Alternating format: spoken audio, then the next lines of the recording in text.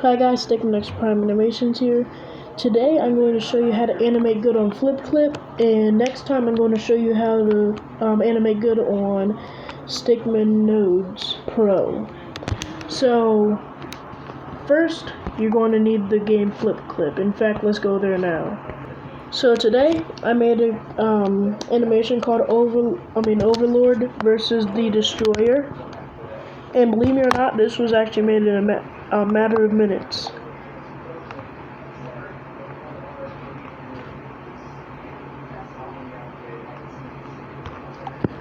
So what I advise first is, you can tell right here that he's shaking his hand, and before he moves, he makes a signal that he's about to, so that the audience knows something. Then he doesn't just take frame by frame. If you do it like that, it will become slow. Now, if you want it to be fast, you do it from here all the way to over there till I got to the foot and ended it. Now, with the particles, I'd advise to put some of them still there and then delete them on the next frame, so then it looks more realistic. Look, see? Those particles were there before. Those are just following ones. That one was there. Now he is teleporting with darkness. Then it goes to a blank green. So for particles, I'd rather you make one, depending on the particle you're trying to make. Hold on. Then make the next particles, and then boom. Just do whatever you're trying to do, get it done. I'd also advise, or recommend, I should say, 3 layers. One called Floor, one called Stickman, and one called Energy. Because if you have them all on the same frame, you're going to have to do a lot of erasing and rearranging. For example, on Energy,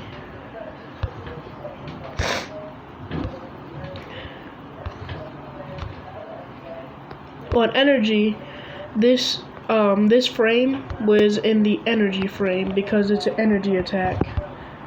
And see, I can erase that, but I can't erase the stick figure nor the floor because they're not on the same frame. That could save you a lot from having to redo other parts like that. Like, it could save you a lot from stuff like that. Having to undo and then trying to shape up the stick figure and at least try to make the frame look right. No. Another thing I'd advise to do, or recommend, I deleted it. Well, I'd recommend making a head first, and then copying the head, and then use this tool to move the head to where you want it to be. And if it has laser eyes, make sure to make a frame where it's just the heads with laser eyes, and then copy it and keep on moving it till you have it where you want it to be. And see, well, oh man, this animation got messed up. He was doing lasers, but it got blocked off. So, as you can see, he's literally charging up.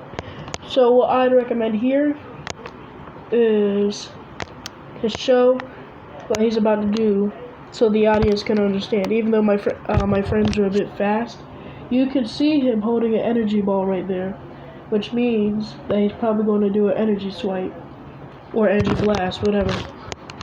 And then he blasts him. And after realizing how strong he was, he decided to team up and leave.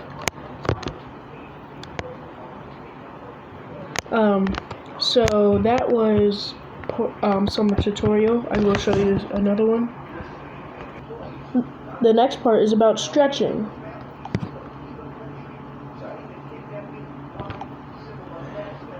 So the character basically is just falling down and landing, and he stretches right here, and when he hits the ground, he kind of shrinks with his legs, and then jumps back, stretches again, turns a little bit, about to fall, hits the ground, stretches, like it bends down, then it comes back up. So what you're trying to do here is its equal mass. For example, if he stretches like this way, then that means the lines have to go this way.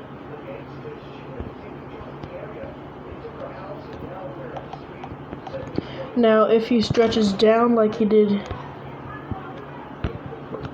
here, basically doing a good old-fashioned squat, this time these lines extend and these ones go up to show that he has a mass. If he doesn't have not that. Also, if you like stretch it and make it land, or like squish it, stretch it, it depends on how dense or like strong the object is. For example, a rock. A rock doesn't stretch when it's falling, but slime, when it's falling, it will stretch out, and then when it hits the ground, it will turn into like a puddle and then ease back up. But you're basically going for a fast start and a slow finish. See? One more. This is about movement, like I was talking about earlier. So, what you're doing here is, like I said earlier, like make it start out like this, make him go slow, then make the frames farther apart so then he speeds up some.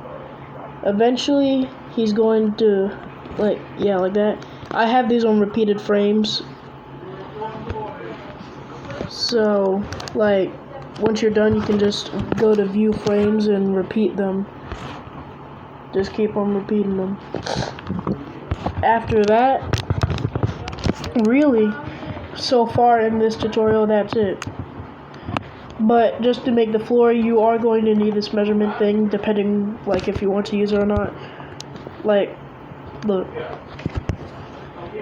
If I try to draw any other way, it won't let me. It only will let me make a straight line. Or if I'm trying to draw a circle.